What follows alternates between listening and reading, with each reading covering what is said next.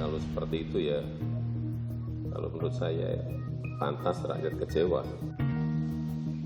Karena pelayanannya anggap tidak baik, kemudian aparatnya perilakunya jumawa dan pamer kuasa, kemudian pamer kekuatan, pamer kekayaan, hedonis.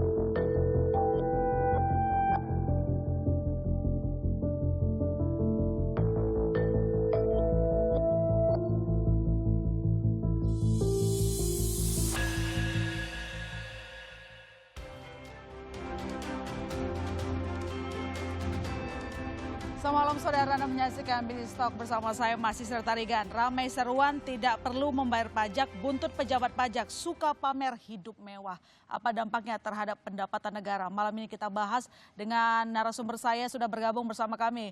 Pak Nofransa Wirasakti, staf ahli Menteri Keuangan bidang pengawasan pajak Kementerian Keuangan. Selamat malam Pak Frans. Selamat malam Mbak Ilona, apa kabar? Baik, Anda apa kabar Pak? Alhamdulillah baik dan sehat. Ya, meski tugasnya banyak, tapi semoga tetap semangat ya Pak Frans. Ya, pasti. Baik, dan juga telah bergabung di studio ada Pak Sidi Widya Pratama, Ketua Komite Perpajakan Apindo. Selamat malam Pak Sidi. Selamat malam Mbak Ilona. Dan tentu di ujung sebelah sana sudah bergabung juga Pak Ruben Huta Barat, Direktur Eksekutif Center for Indonesia Taxation Analysis Cita. Selamat malam Pak Ruben. Selamat malam Mbak Terima kasih telah bergabung. Malam ini kita akan membahas hal yang cukup panas terkait dengan pendapatan negara. Tentu saja saya ke Pak Frans dulu. Pak Frans, kasus keluarga pejabat suka pamer harta bisa menggerus kepatuhan masyarakat bayar pajak katanya. Apa tanggapan Kementerian Keuangan? Apakah ada yang perlu diluruskan antara kasus pamer harta dengan kewajiban bayar pajak? Ya, terima kasih Mbak Ilona. Pertama-tama tentu saja kami di Direktorat Jenderal Pajak di Kementerian Keuangan ini juga sangat prihatin ya dengan kejadian ini. Dan kami juga tidak menyangka akan ada seperti ini. Dan kami juga menyesali apa yang terjadi. Kemudian yang kedua terkait dengan apa yang disampaikan Mbak Ilona tadi, pada prinsipnya sebenarnya pembayaran pajak itu kan adalah alat ya. Tujuan sebenarnya adalah untuk mencapai kemakmuran negara, mencapai masyarakat yang adil dan makmur. Pajak itu hanya sebagai alat. Nah, jadi kalau misalnya alat ini diboikot, tentu saja kita akan tidak mencapai kemakmuran yang kita inginkan, yang kita tujukan, yang sebagaimana diamanatkan dalam Undang-Undang Dasar 45. Jadi kalau saya bisa mungkin kasih analogi, misalnya saya di dalam lingkungan saya sudah komitmen untuk membayar uang kebersihan misalnya. Jangan hanya karena misalnya anaknya Pak RT itu bertindak tidak sewajarnya, terus kita tidak mau membayar iuran lingkungan atau iuran tadi kebersihan. Itu kan jadi tujuannya untuk supaya lingkungan kita bersih jadi tidak tercapai. Jadi seperti itu. Kemudian yang ketiga juga perlu diketahui juga bahwa membayar pajak itu adalah ke kas negara melalui bank-bank yang sudah ditunjuk oleh negara dan langsung masuk ke kas negara. Jadi tidak ada pembayaran pajak yang ditujukan kepada pegawai Direktorat Jenderal Pajak ataupun orang pribadi karena langsung masuk ke dalam kas negara.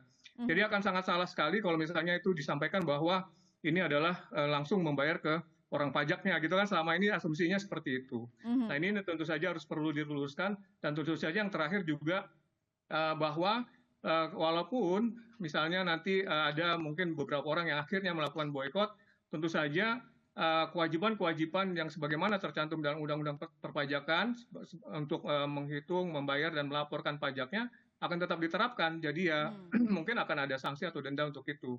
Jadi kami berharap apa yang terjadi itu tidak meruntuhkan semangat untuk tetap membayar pajak. Karena membayar pajak ini kan adalah gotong royong ya Mbak Ilona.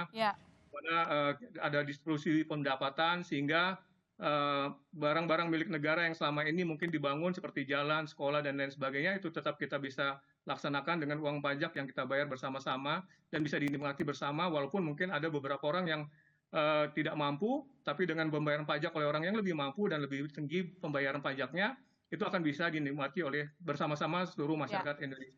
Demikian Mbak Ilona. Ya, berarti memang harus sangat dipisahkan ya Pak Frans antara kasus pejabat yang suka pamer harta atau nggak bayar pajak dengan kewajiban dari masyarakat untuk bayar pajak karena ini bertujuan untuk membangun bangsa dan juga untuk membantu masyarakat yang membutuhkan gitu ya.